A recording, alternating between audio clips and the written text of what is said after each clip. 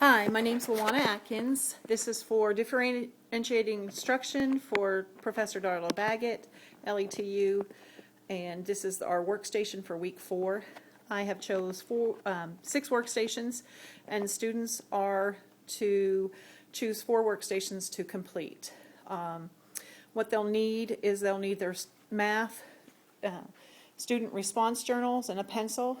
And then if they have their own mobile electronic device, they can use that at a later station. I'll tell you about that. Our first one here is workstation that involves interdisciplinary unit between language arts and math. Students are going to take their lesson 12 spelling words for the week, and they're going to write them on the worksheet that's given here. They're going to write them in cursive. That will help our dyslexic children. And then they're going to record how many vowels there are in that word, and they're going to put that over the total number of letters in the words. They're going to also do that for consonants. There's 3 different columns. The spelling word they're going to write in cursive, number of vowels as a fraction, and the consonants as a fraction. For our ESL and special ed students, they'll receive, if they need, the counts on all of those. For some of them might not know what a vowel or a consonant is. Hopefully they do, but if they need some help, that'll be provided for them. Okay?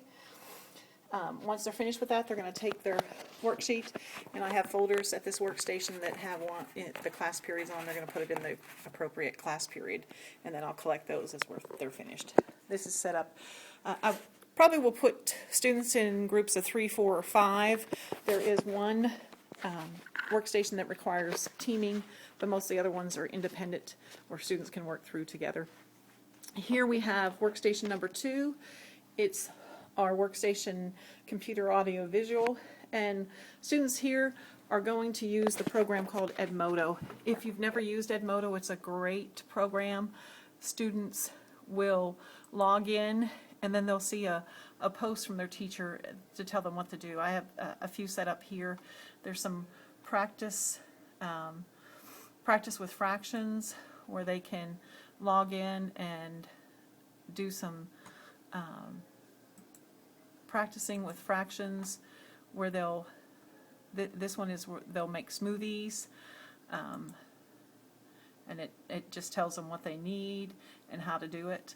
This one here is a video, and they'll watch the video, and then once they're done watching the video, there's an interactive kind of game that they have to play to get the scale balance by adding so many cups of, and it tells them if they didn't do it right. If you chose 1/3 instead of 1/2, you didn't do it right, so the scale's not balanced. But students will work through that, and then the last thing they have to do, there's a PDF worksheet that they're going to open up. It'll open up, and the students will have to answer the questions for all these in their students' response journal. Okay? So that's workstation number 2. Then we have workstation number 3, which is our drawing and art. This is one way that they can visualize and see how to visualize fractions. We're going to use colored pencils, markers, or crayons. Students here, there's an example on the wall of how to solve the worksheets. The worksheets will be here. There's one multiple choice worksheet, and then there's grid paper that the students use. And then there's also a harder worksheet that is the example on the wall, and it has them drawing the different types of shapes, and then if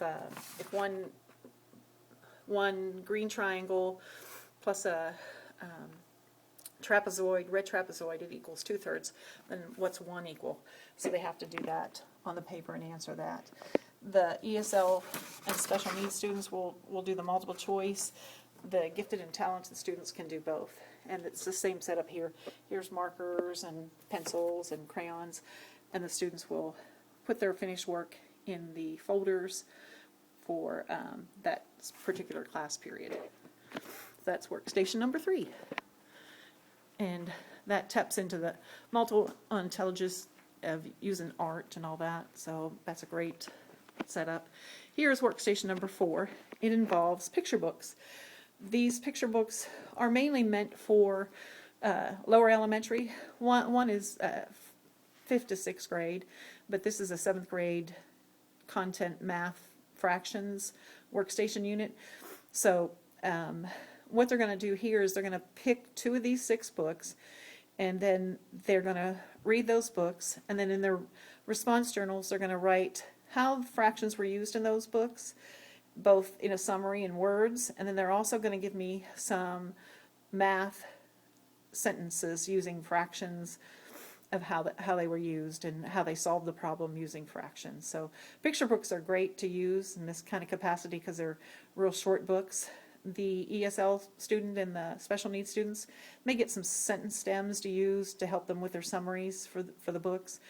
And then GT students, if they want to, they can create their own little picture book to help a lower elementary student understand fractions. That would be a project for the GT students. That's station number 4. Now we're going to go over to station 5, and this is where we encourage students to use their electronics that they might bring from home. This is our workstation number 5. This is iPad, or bring your own mobile device. And what students are going to do here, they're going to view a video about fractions. It's, if you never have looked at Mr. Dewey, he's the math teacher, and he does a lot of different math videos. Let's cue this one up and start it.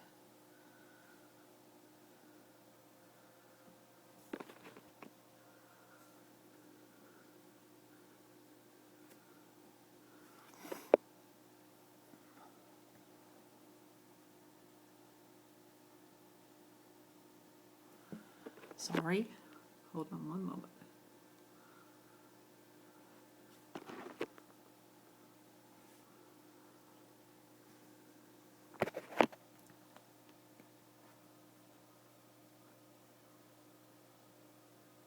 Here we go.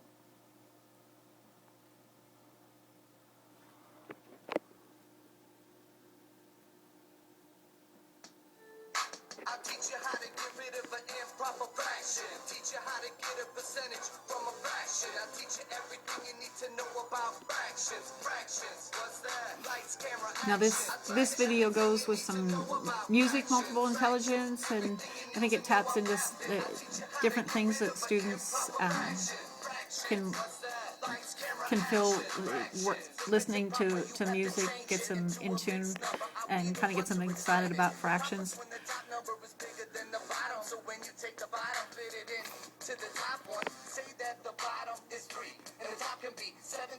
How many times is 3 fit in between? Well, let's see. That's 5. Take that 5, write it down big on the line. Students will write in their student response journals what they have learned from the video, and ESL students and special needs students will get some sentence stems to start their sentences. The GT student, they can have some, they can use their own phone or iPad to make a video or do a rap song, something like that. Our last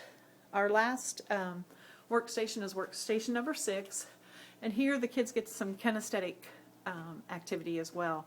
It's indoor trash-get-ball, and what the students are going to do here, they're going to take some recycled paper that they've rolled into balls, and they're going to stand behind the line, and they're each in teams of 3, 4, or 5.